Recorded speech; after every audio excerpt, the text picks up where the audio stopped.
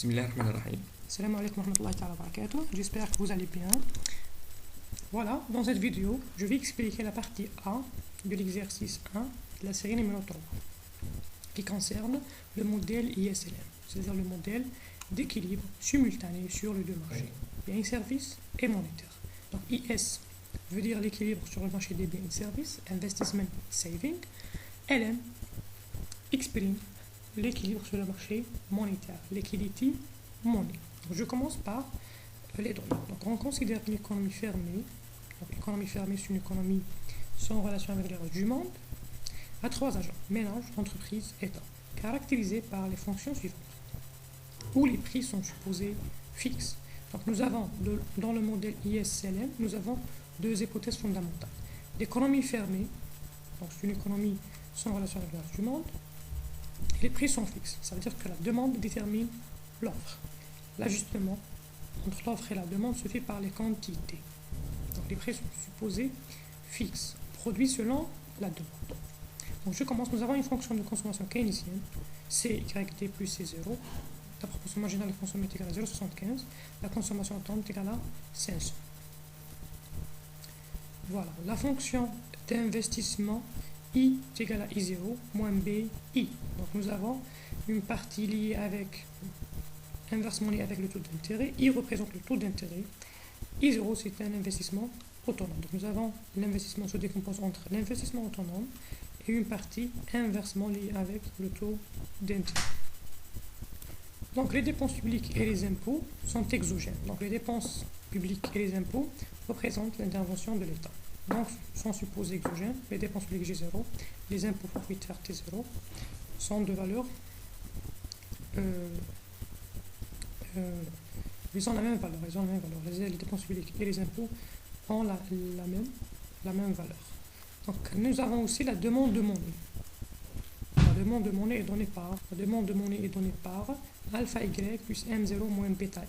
Donc la demande de monnaie se décompose entre alpha y, la partie alpha y notée L1 et la partie m0 moins bêta i notée L2. Voilà la demande de monnaie. Sachant que la première partie alpha y, c'est-à-dire L1 égale à 0,4 y. Donc alpha est égal à 0, est égal à 0,4. Représente, donc la première partie représente la fonction de la demande de monnaie pour motif de transaction et de précaution.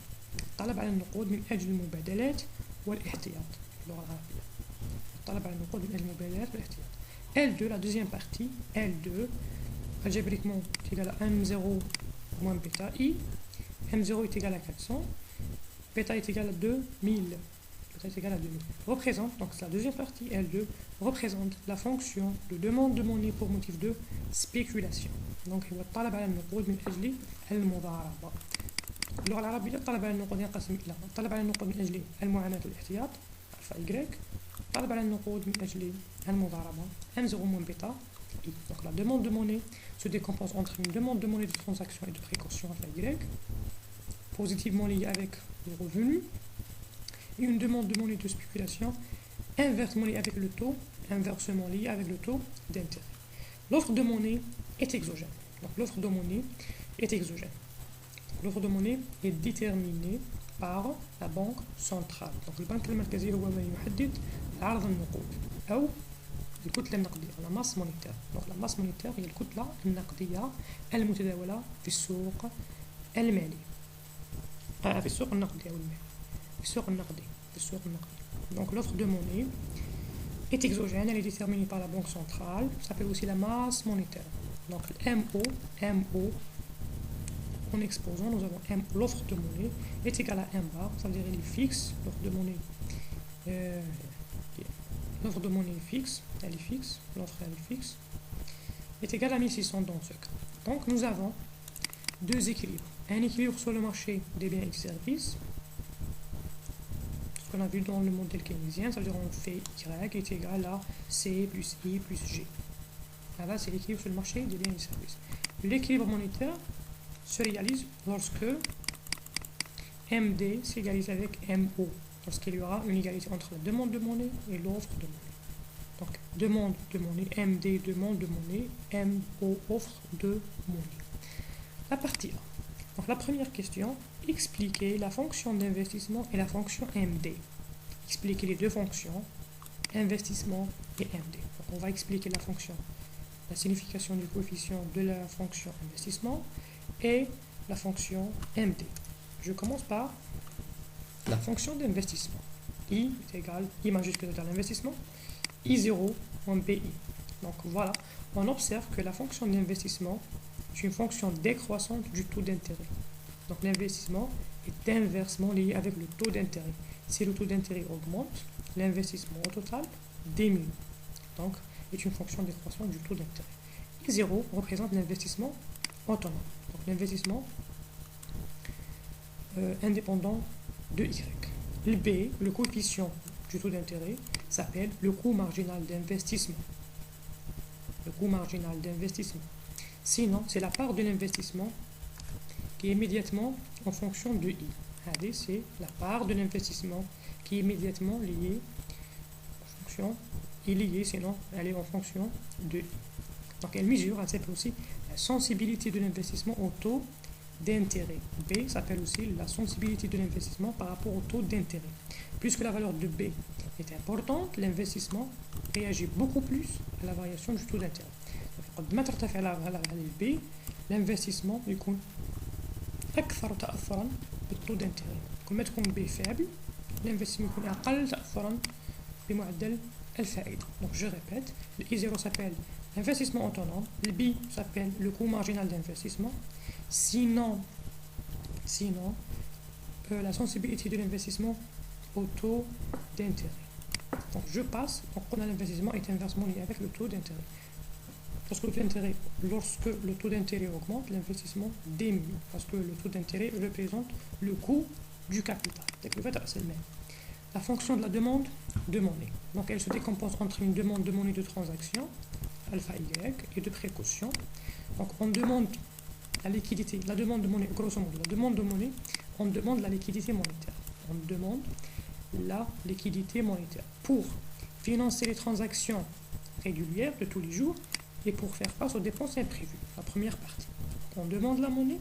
La première raison pour demander la monnaie, c'est de faire face aux dépenses imprévues et pour financer les transactions régulières. Donc alpha Y s'appelle la demande de monnaie pour motif de transaction. Ça veut dire ce sont les sommes de monnaie gardées en dépôt à vue.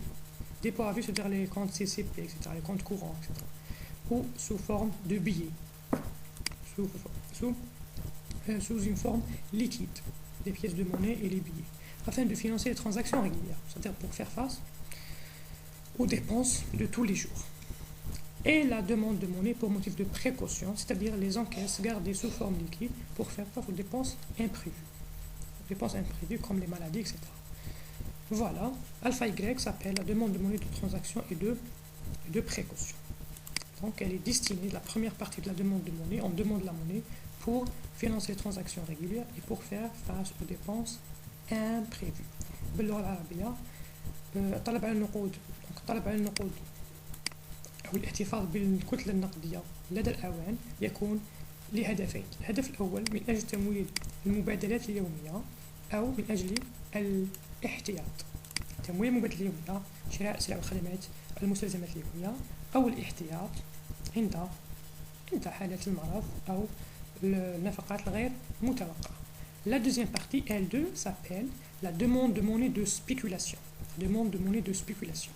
La demande de monnaie de spéculation veut dire que les agents demandent la liquidité monétaire aujourd'hui pour spéculer dans le futur. Donc, si le taux d'intérêt, donc on observe que la demande de monnaie, la deuxième partie de la demande de monnaie, la demande de monnaie pour motif de spéculation, MS, ça veut dire la demande de monnaie pour motif de spéculation. S veut dire la spéculation. Donc on demande la monnaie pour spéculer, c'est-à-dire on garde la liquidité monétaire, chez nous afin de spéculer dans le futur. Donc vous observez que la demande de monnaie pour motif de spéculation est inversement liée avec le taux d'intérêt. Donc si le taux d'intérêt est faible, les agents demandent beaucoup plus la liquidité monétaire pour spéculer dans le futur. C'est-à-dire si le taux d'intérêt augmente, on va utiliser la masse monétaire. Destinée destinés aux spéculations, c'est-à-dire on va acheter des actions et des obligations. باللغة العربية طلب على النقود من أجل المضاربة، دونك نحتفظ بالنقود اليوم من أجل المضاربة في المستقبل. نلاحظ أن الطلب على النقود من أجل المضاربة يرتبط عكسيا بمعدل الفائدة، أي عندما يكون معدل الفائدة ضعيف يرتفع الطلب على النقود من أجل المضاربة.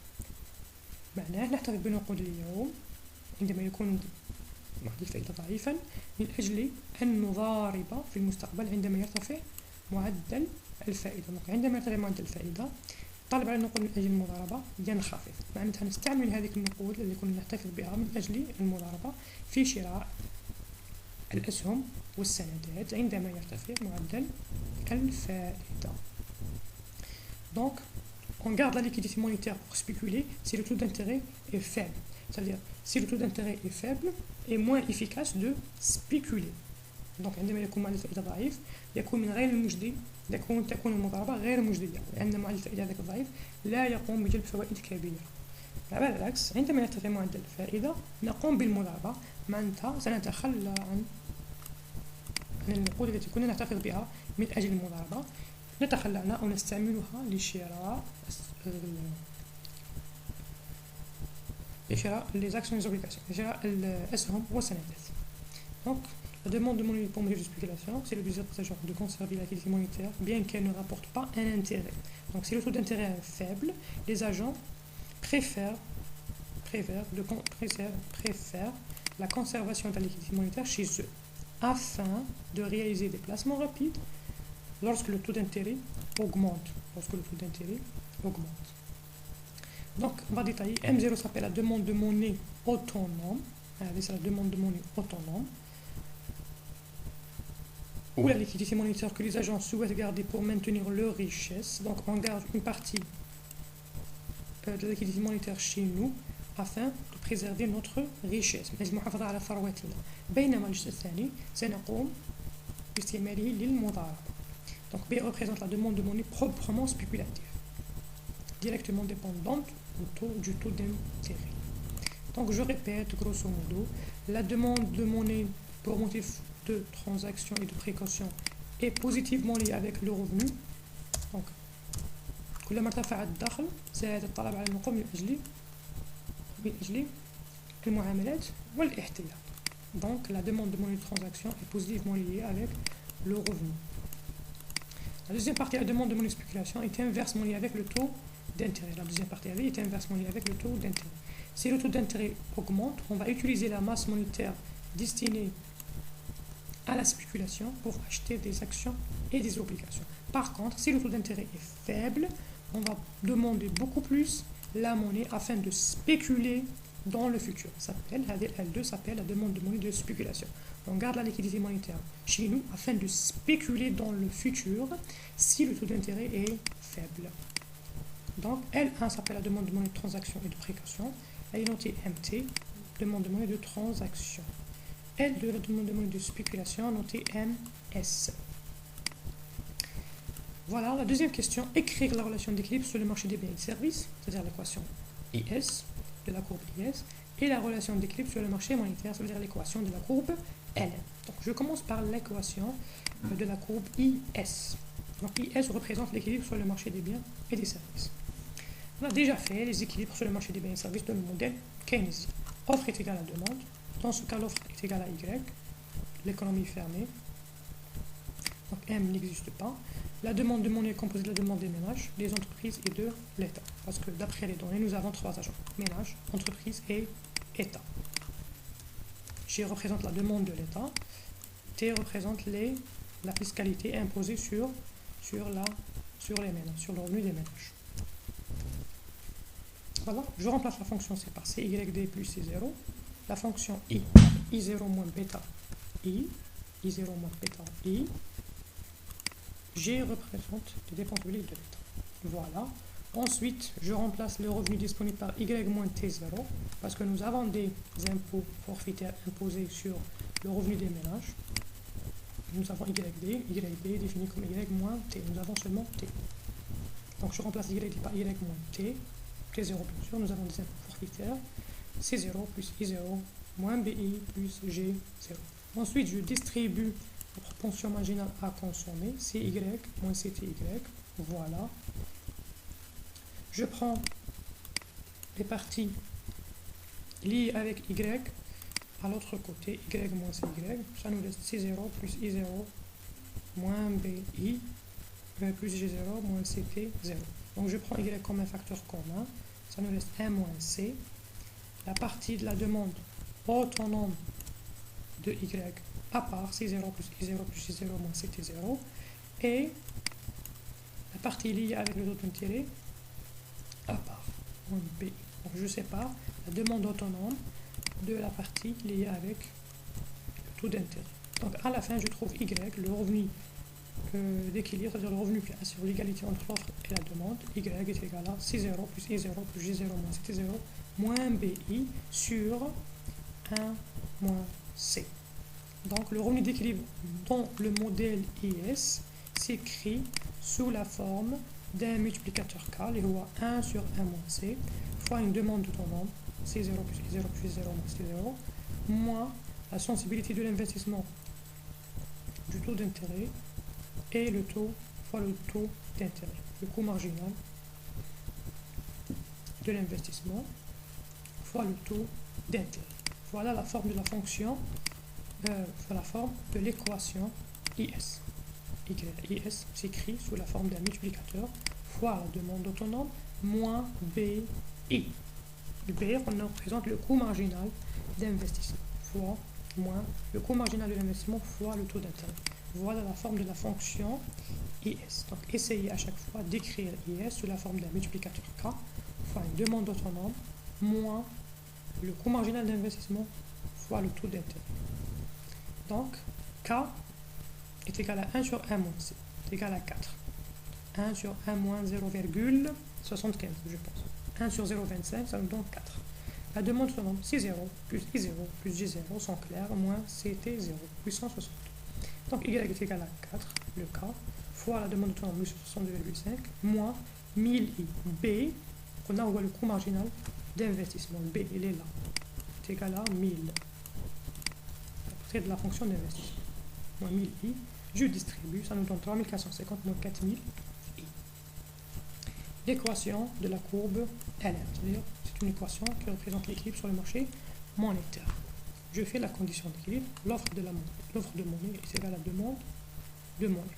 Donc je remplace l'offre de monnaie par la masse monétaire, par l'offre de monnaie exogène, M bar, parce que M O est égal à F bar, M O est égal à F bar.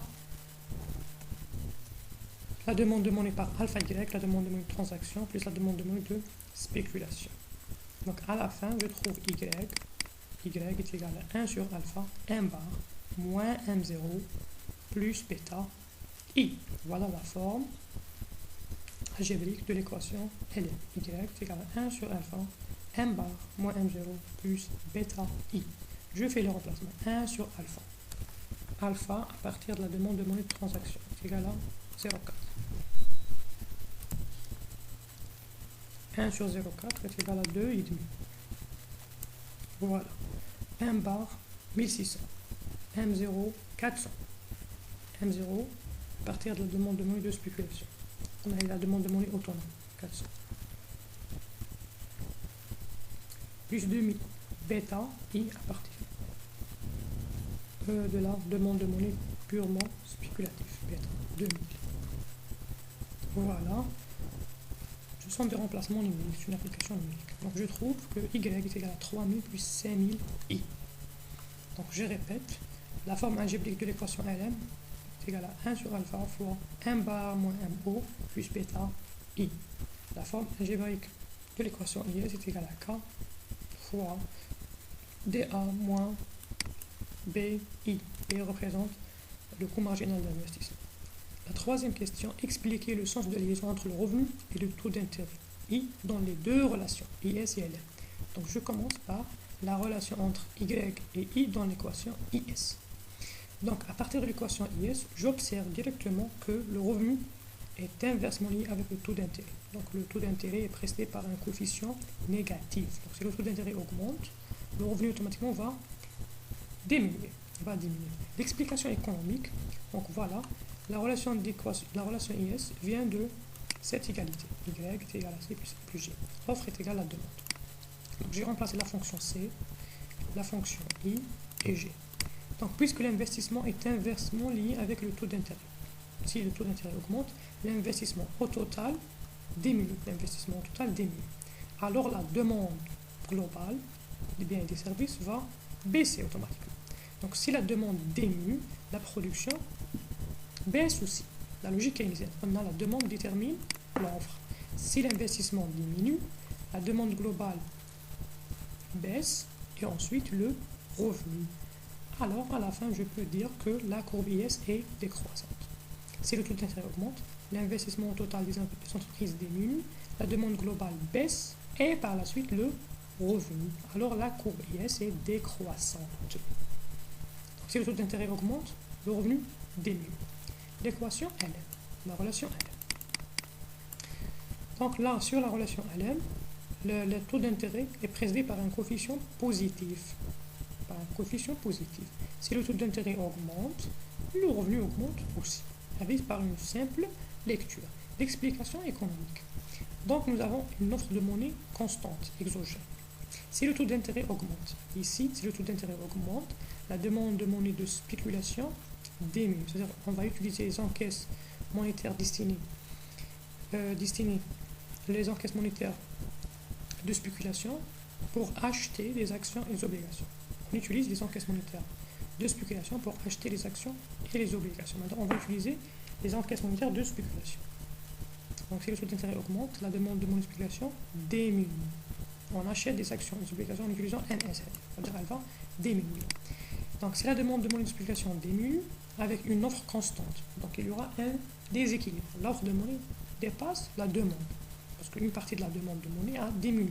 Puisque MS diminue, la demande de monnaie diminue. Donc il y aura un déséquilibre entre l'offre et la demande. L'offre dépasse la demande.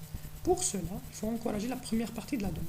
Donc il faut augmenter le revenu pour que la demande de monnaie de transaction, de la première partie, augmente. Alors, la courbe LM est une courbe croissante. Donc, je répète, si le taux d'intérêt augmente, si le taux d'intérêt augmente, la demande de monnaie de spéculation diminue. La demande de monnaie de spéculation diminue. Avec une offre de monnaie constante, il y aura un déséquilibre. Ça veut dire que l'offre de monnaie dépasse la demande. Parce que la deuxième partie a diminué. Pour cela, il faut augmenter la première partie de la demande. En utilisant l'augmentation du revenu. Donc à la fin, si le taux d'intérêt augmente, si le taux d'intérêt augmente, le revenu augmente aussi. Alors la courbe LM, c'est une courbe croissante. C'est une courbe croissante. La quatrième question, calculer le revenu et le taux d'intérêt d'équilibre. D'équilibre global. C'est-à-dire on va calculer la couple taux d'intérêt revenu qui assure l'équilibre sur les deux marchés simultanément.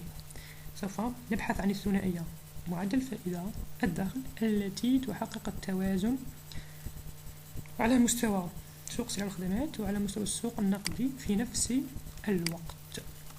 Donc on fait l'égalité entre l'équation de la courbe IS et l'équation de la courbe LR pour trouver le taux d'intérêt d'équilibre. Ensuite, je le remplace dans l'une des deux équations, soit IS, soit LM. Voilà la méthode pour trouver l'équilibre global, l'équilibre simultané sur les deux marchés. On fait un accroissement entre la courbe IS et la courbe LM, une égalité entre l'équation de la courbe IS et l'équation de la courbe LM pour trouver le taux d'intérêt d'équilibre. Ensuite, je remplace le taux d'intérêt d'équilibre sur dans l'une des deux équations. Voilà. Je trouve que le taux d'intérêt d'équilibre est égal à 0,05, c'est-à-dire 5%. Je prends les 5% et je les remplace dans l'équation par exemple LM. 3000 plus 5000 fois 0,05, 3250.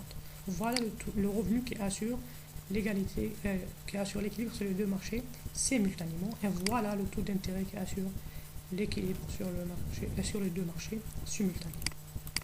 Donc IS est égal à NM. Ça nous donne un taux d'intérêt d'équilibre global et un revenu d'équilibre global. Le point A. La représentation graphique. Présenter graphiquement l'équilibre économique global dans un repère YI, c'est-à-dire le point A. Donc, je prends I en fonction de Y. I en fonction de Y. C'est le diagramme de Higgs Hansen. Donc nous avons les deux équations IS et LM. Donc lorsque I est égal à 0, Y dans l'équation IS est égal à 3450.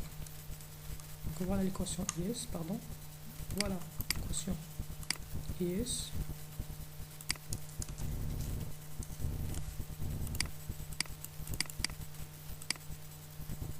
Voilà l'équation IS.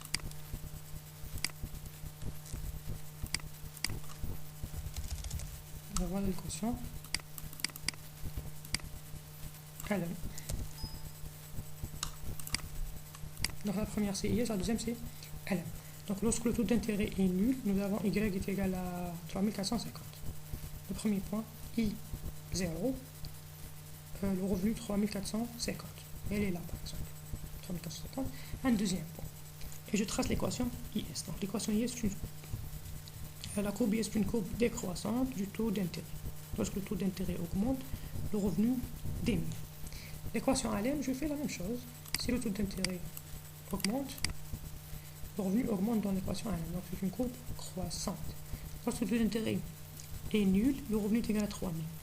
Donc je prends I est égal à 0, Y 3000. Elle est là par exemple. Elle est là, 3000.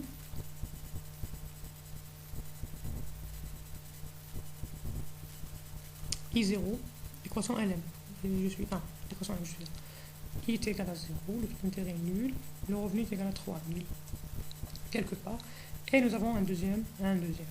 Donc l'intersection entre les deux courbes, ça nous donne la couple d'équilibre global. Donc lorsqu'il y aura une intersection entre IS et LM, l'intersection entre IS et LM nous donne la couple d'équilibre 3250, Y est égal à 3250, et le taux d'intérêt est égal à 5%. La dernière question, donnez la définition littéraire, je pense, du courbe IS et LM. Donc la courbe IS. La courbe IS. Donc on a une courbe décroissante du taux d'intérêt. La courbe IS représente l'ensemble des couples revenus taux d'intérêt.